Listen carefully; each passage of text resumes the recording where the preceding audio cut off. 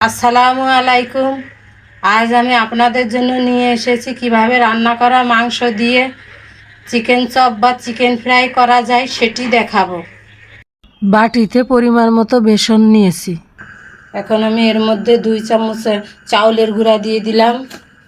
এখন আমি এর মধ্যে হাফ চা চামচেরই কম সব মশলা, সামান্য পরিমাণে লবণের গুঁড়া,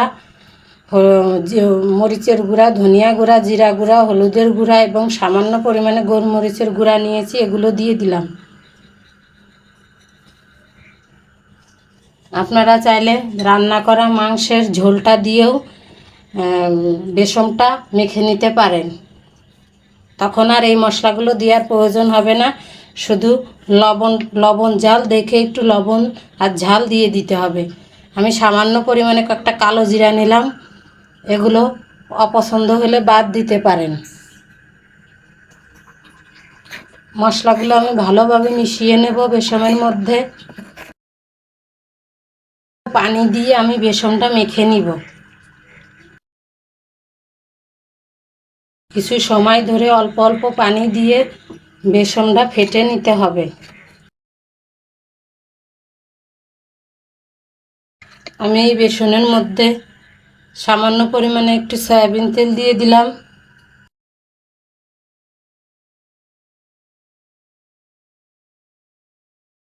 আমি কিছু সময় ধরে খুব ঘন করে বেসনটা গুলিয়ে নিলাম।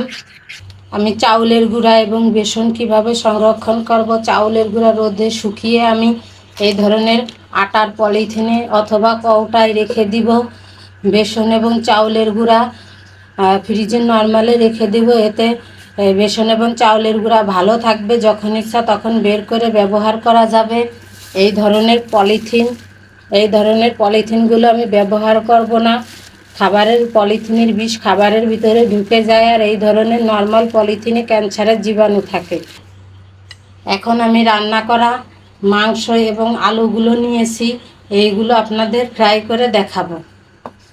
আমি চুলায় একটা কড়াই বসিয়ে দিয়েছি, চুলার জালটা অন করে দিলাম।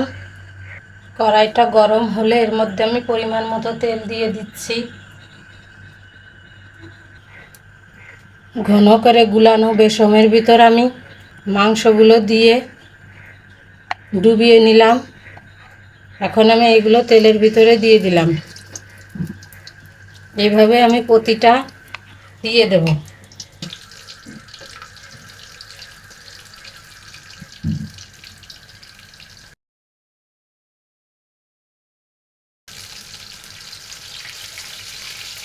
এক পিঠ হওয়ার পর আমি দিয়ে দিচ্ছি।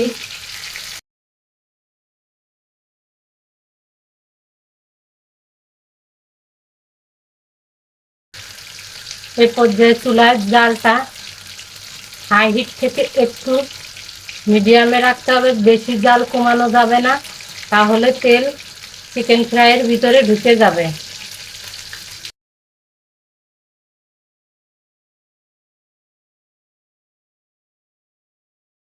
পুড়ে যেন না যায় সেদিকে খেয়াল রাখতে হবে।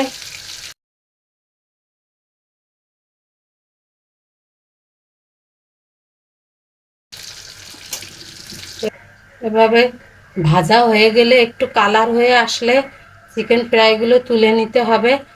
আমি চুলার জালটা বন্ধ করে দিয়েছি। তেলটা নিংড়ে আমি চিকেনগুলো তুলে নিলাম।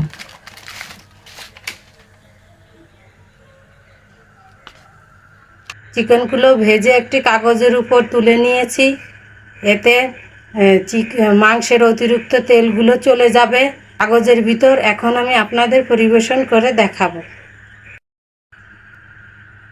আমি চিকেন চপ বা চিকেন ফ্রাইগুলো আপনাদের পরিবেশন করে দেখালাম।